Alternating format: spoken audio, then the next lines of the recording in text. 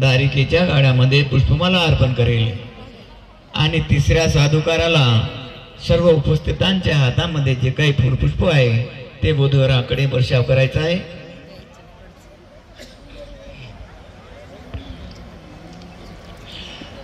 नथी में शरणं अय्यं बुद्धो में शरणं वरं एतेन सच्च भजनं होतु ते जय मंगलं।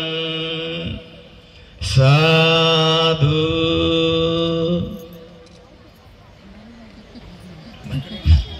नथी में शरणं अय्यं धम्मो में शरणं वरं एतेन सच्च भजनं होतु ते जय मंगलं।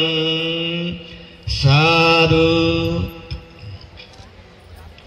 नथी में शरणं अय्यं संघो में शरणं वरं एतेन सच्च भजनं होतु ते जय मंगलं। साधु